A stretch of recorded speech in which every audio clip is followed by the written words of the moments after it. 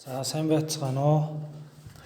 За манай эмпати сургуулийн сургууль бол 4-р сарын сүүлээр 5-р анги төгссөн сурагчдаас элсэлтийн шалгалт авдаг. За одоо бид нэр элсэлтийн шалгалтанд оролцох байгаа сурагчдад зориулна.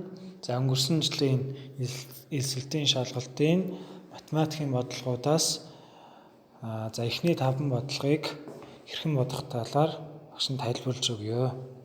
За ингээд эхний бодлого маань энэ хоёр холимог энгийн моторхайг хооронд нь нэмээрэй гэж юм тийм үү? Энэ хоёр энгийн моторхайн нийлбэрийг бол. За одоо хоёулаа холимог моторхой байгаа учраас эхлээд бид нар бүхэл хэсгүүдийг нэмнэ. Эхний моторхой бүхэл хэсэг бол 2 байна тийм. Бүхэл хэсэг нь 2 учраас 2 нэмэх нь 3. За ингээд бүхэл хэсгүүдийг нэмнэ. За дараа нь моторхой хэсгүүдийг нэмнэ.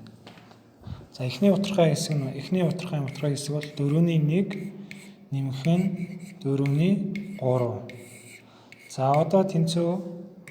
За энэ хоёрын 2 дээр 3-ын нэмэл 5 бүхэл нэмэх нь моторхой хэсгүүд нь энэ хуваар нийцлэхэн байгаа учраас хүртүүрүүдийг нэмнэ шүү дээ тийм. 3 дээр 1 дээр нэмэх нь 3.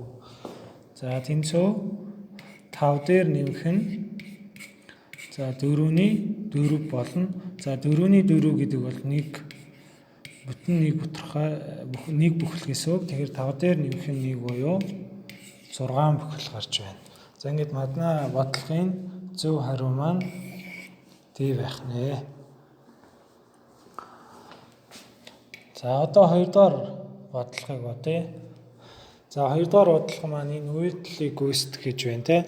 За эхлээд мэдээж үйлдэлийн дараалал гэж байх хэвээр. За эхлээд хаалт доторх үйлдэл хийгдэнэ. За тийм учраас 1-р үйлдэл маань энэ хоёрыг нэмэх юм байна. 2-р үйлдэл бол хасах үйлдэл байна те. За иймээс 1-р үйлдэлийг хий. За 1-р үйлдэл маань энэ хоёрыг нэмэх ёстой те.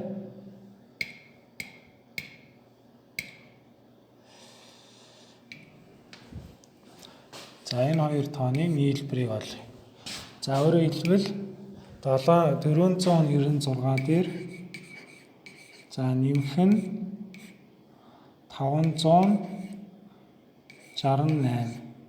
За энэ хоёрын нийлбэр бол 14 1-ийг санаад 15 гэхээр 16 1-ийг санана 9 10.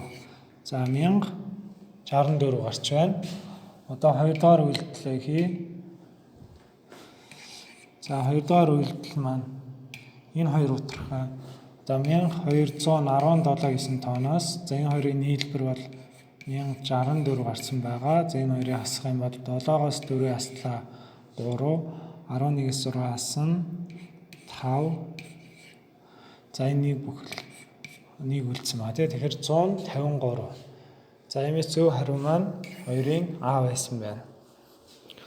За 3-р бодлого бол дараах хэмжээнүүдийг өсгөхөрн бэрвчээрэй гэж байна. За мэдээж энэ хэмжээнүүдийг өсгөхөрн бэрвчхийн тулд яг бүгдийг нь нэгжтэй болох хэрэгтэй. За энэ бодлогын дээр 2 нэгж байна тийм үү? Километр, метр гэдэг. За бүгдийг нь метр эсвэл километр болгоно. За тийм учраас багш нь ямар томьёо байдаг вэ гэхээр 1 км дээр километр 1000 метртэй тэнцүү байдаг тийм. За одоо энэ юугаа ашиглаад 1200 метр буюу 800 метрийг километр болгоё. За тэгэхээр явах гэхээр 1200 метр гэдэг бол хэдэн километртэй тэнцүү вэ гэхээр 1200-г 1000-д хуваах ёстой. За 1000-ын ард 3 цэг байгаа учраас энэ цэг маань 3 орон шилжин, урагшаа 3 орон шилжин гэсэн үг. Урагшаа 3 орон шилжээд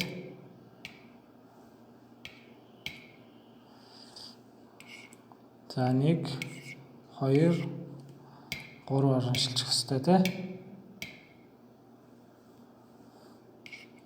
За 1 2 за тэгвэл энэ бол 1-ийн ард ирэх юм байна тий. Цэг маань тэгээ 1.2 юу болох юм бэ?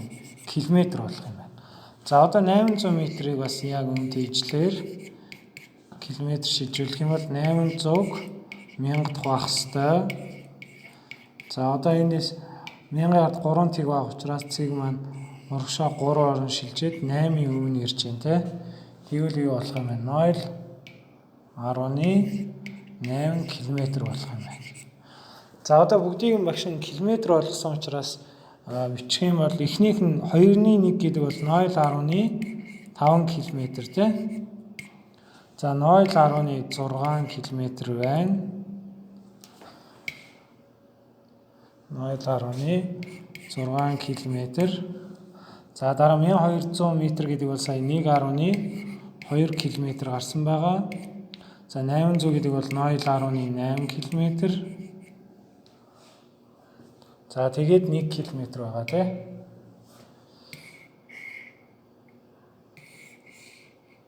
За энэ дээр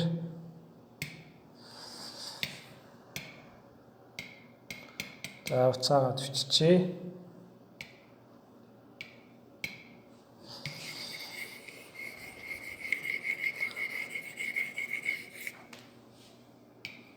За уцаагаа төвчих юм бол за эхнийх нь бол мэдээж 0.5 км гарч ирсэн. За хоёр дахь нь 0.6 км байна. Гуравдугаарт 1.2 км болсон байгаа. За энэ бол 0.8 км байгаа. За тэгээд 1 км. За одоо эднэрийг бол өсгөрмбэрээ явуучих ёстой тийм үү? Бид нар за өсгөрмб гэдэг маань юу гэхээр багаас их рүү хүчин гэсэн үг. За бүгдээрээ километр болсон учраас өмнөх тоонуудыг багаар их рүү хүчих юм бол хамгийн бага нь 0.5 байна тийм үү? 0.5 км байна. За дараа нь болохоор 0.6 км байна. За дараа нь бол 0.8 км байна. За тэгээд 1 км. Дараа нь 1.2 км.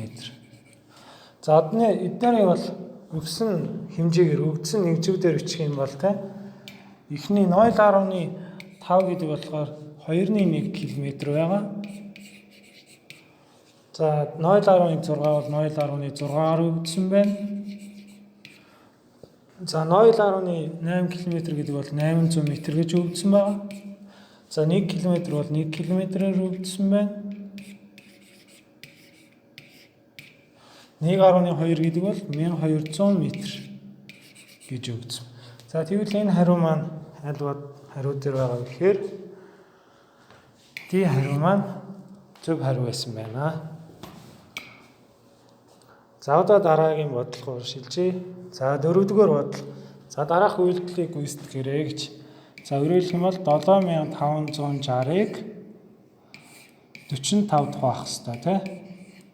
За тэгвэл 75-аас таслах юм бол энэ нэгээр өгнө 45. За асах юм бол 30. Одоо 6-г уулгая. За одоо 6-гаар өгье. 270. За асах юм бол 336. Тэгээд тийг байгаад 360. Одоо 8-аар өгчээ. Тэгвэл 360 гарч байна тий. За тэгээд манай бодлогын зөв хариу маань В хариу байсан байна. За одоо сүүлийн бодлого 5 дугаар бодлого. За ач хүү ба эмээгийн насны нийлбэр 98, ач хүү эмээгээс 76 насаа дүү бол тэдний насыг болоорой гэж. За тэгвэл энэ бодохын тулд багш хэрчмийн арга гэж байгаа тий. За тэгэхээр хэрчмийн аргаар бодож өгье.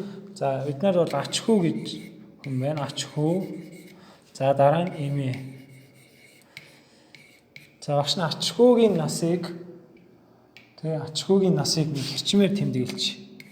За ийм хэрчмээр тий. За тэгвэл эмээгийн нас болохоор энэ ач хүүгийн насаар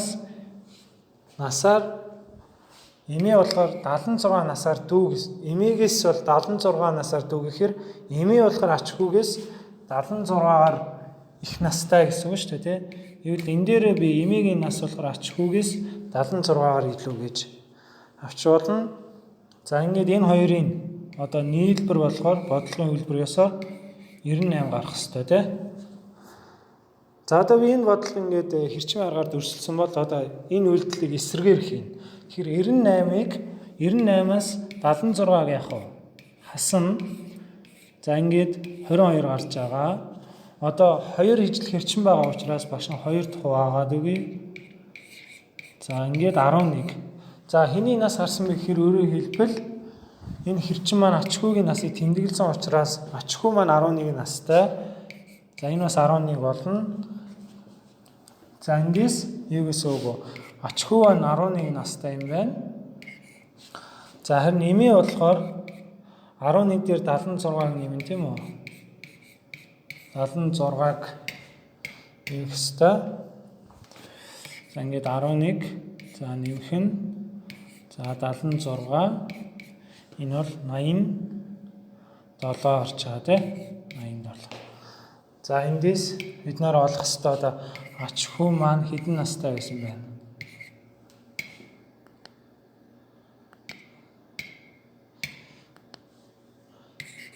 Ач хүү 11 настай, харин эмээ бол